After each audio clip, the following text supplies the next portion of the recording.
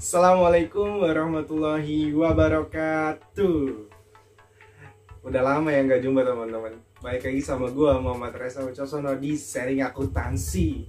Nah kali ini gue bakal melanjutkan terkait kegiatan kemarin, yaitu udah sampai ayat zona penyesuaian. Sekarang kita tinggal buat yang namanya laporan keuangan teman-teman. Karena kita udah dapat yang namanya neraca saldo setelah disesuaikan. Jadi di situ neraca saldo itu bisa kita olah langsung ke laporan keuangan gitu. Nah, laporan keuangan ini teman-teman bisa dibagi menjadi 5.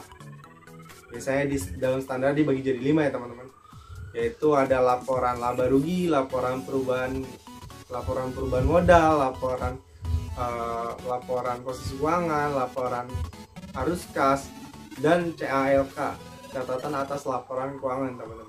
Tapi di sini kita mau bahas 3 aja, yaitu laporan laba rugi, laporan perubahan modal, laporan posisi keuangan teman-teman. Biasanya di siklus akuntansi itu aja yang disinggung gitu. Dan gue minta maaf juga karena baru kali ini gue lanjutin lagi terkait sharing akuntansinya, karena mungkin dari kemarin itu ada kesibukan dan kemageran yang luar biasa. Oke, sekarang insya Allah bakal mulai intens lagi. Dan buat teman-teman yang di rumah, jangan lupa buku catatan dibuka, dicatat. Terus juga teman-teman juga jangan lupa jaga kesehatan, selalu patuhi protokol kesehatan. Oke, kita lanjut langsung aja. Habis neraca saldo setelah disesuaikan, kalian bisa lihat nih neracanya. Check this out.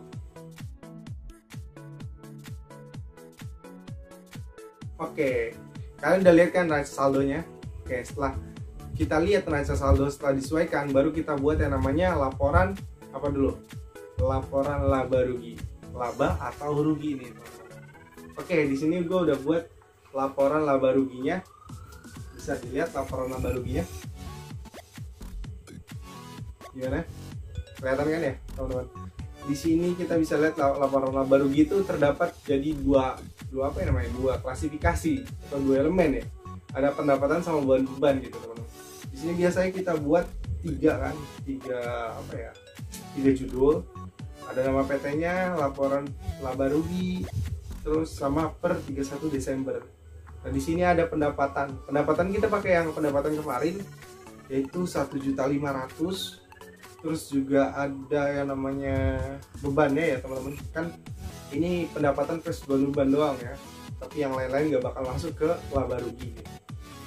Nah ini ada beban operasional, beban penyusutan kendaraan, ada beban gaji, beban perlengkapan. Nah ini ditambah semua, ini hasilnya 490.000. Nah di sini laba rugi itu pendapatan dikurang beban gitu. Jadi ininya di dalam kurung biar minus gitu. Jadi 1.500.000 dikurang 490.000, jadinya 1.010.000 gitu. 1.010.000 ini laba atau rugi teman-teman. Nah 1.010.000 ini adalah laba. Kenapa dikatakan laba? Karena lebih besar pendapatan dibanding beban gitu. Kalau dikatakan rugi, yaitu pendapatan lebih kecil daripada beban. Nah ini laporan laba rugi secara sederhana ya teman-teman. Ada juga laporan laba rugi yang mungkin ini kan perusahaan jasa, kita pakai sampel perusahaan jasa. Ada perusahaan manufaktur, ada perusahaan dagang. Nah, perusahaan dagang manufaktur itu biasanya memperhitungkan COGS-nya gitu. COGS-nya gimana? Cost of good sales, atau biasanya kita panggilnya sih sekarang BPP, beban pokok penjualan. Oke, kita lanjut ke habis ini udah dapat nih labanya udah dapat, kita ke laporan perubahan modal. Oke, kita OTW laporan perubahan modal. Oke, ini dia guys, laporan perubahan modalnya. Ya, laporan perubahan modalnya teman-teman bisa lihat di sini. Ada modal awal atau modal yang tadi tuh, yang pertama tuh yang 10 juta, yang teman-teman bisa lihat di neraca saldo setelah disesuaikannya, modalnya 10 juta ya teman-teman. Nah di sini kita masukin laba yang tadi. Laba yang tadi kan 1.010.000 ya. Kita masukin 1.010.000. Habis 1.010.000 itu kita masukin price. Jadi kan ada price tuh. Ya teman-teman udah tau lah, price itu penarikan ya yang ditarik oleh yang pemilik perusahaan karena suatu kebutuhan tertentu gitu. Nah habis itu price-nya kan ini labanya itu 1.010.000. Nah dikurangin 300.000. Kenapa? Karena price dia sebagai pengurang di situ, pengurang modal. Nah jadi dikurang jadinya 710.000 totalnya. Jadi labanya masih ada 710.000 teman-teman. Nah 710.000 itu kita pindahin di sini. Nah karena dia itu sebagai penambah modal, berarti kan 10 juta ditambah 710.000 gitu teman-teman. Jadinya 10.710.000. Nah inilah ya yang dinamakan laporan perubahan modal. Jadi ada berubahnya modal gitu. Adanya perubahan modal dikarenakan ya entah ada laba atau rugi gitu. Dan di situ nanti dimasukin sini laba ruginya. Gitu ya teman-teman. Nah, sehabis ini kita udah selesai nih laporan perubahan modal, berarti kan kita udah dapat modal baru, modal akhirnya tuh 10.710.000 gitu. Modal awalnya 10 juta. Oke teman-teman, langsung aja kita ke laporan posisi keuangan. Oke teman-teman, ini dia yang namanya laporan posisi keuangan teman-teman. Laporan posisi keuangan ini ya biasa ya, kita kasih tiga judul. Di sini sebenarnya rumusnya sama kayak ayat persamaan dasar akuntansi. Tapi bedanya kalau di persamaan dasar akuntansi bisa kita tulis pendapatan sama bebannya tuh ada. Tapi kalau ini udah nggak ada. Jadi ini semua tuh akun-akun yang jadi pas di akhir periode itu nggak ditutup karena dia termasuk balance sheet gitu. Maksudnya dia bakal berkelanjutan kecuali habis itu nggak ada berarti interakunnya. Misalnya nih kan kita lihat ya di sini sama kayak saya bilang tadi, rumusnya tuh seperti ya persamaan dasar akuntansi yang aset sama dengan liabilitas plus ekuitas gitu kan. Ini asetnya teman-teman, asetnya itu ada kas, ada piutang, pokoknya aset lah ya. Tapi di sini ada akumulasi penyusutan kendaraan. Kenapa ditaruh akumulasi penyusutan kendaraan? Karena dia itu kan tadinya ada beban juga, beban penyusutan kendaraan. Tapi di sini akumulasi kan dia di kredit tuh. Kalau kita lihat di AS Journal neraca saldo setelah disesuaikannya, kita lihat dia itu ada di kredit akumulasi penyusutan kendaraannya. Nah itu tuh kalau kita masukin ke sini dia itu sebagai pengurang si kendaraan ini gitu. Karena kan nilai kendaraan tuh semakin lama semakin menyusut atau semakin berkurang book value-nya gitu. Nah, di sini kan total asetnya ya teman-teman. Jadi ada aset tetap ditambah aset lancar ditambah aset tetap. Itu kan total aset ya 11.080.000. Nah, di sini teman-teman, kan tadi saya bilang sama kayak rumus persamaan dasar akuntansi, di sininya liabilitas plus ekuitas. Liabilitas plus ekuitas. Nah, ini liabilitasnya atau kewajiban, biasanya kewajiban si perusahaan ini. Nah ini kan ada utang usahanya nih 250.000, terus ada utang gajinya 120.000. Nah di sini teman-teman terus perlu digarisbawahi modalnya itu kan kalau yang kita lihat yang awal kan 10 juta. Nah di sini udah berubah jadi 10.710.000 gitu. Nah di total akan sama 11.080.000.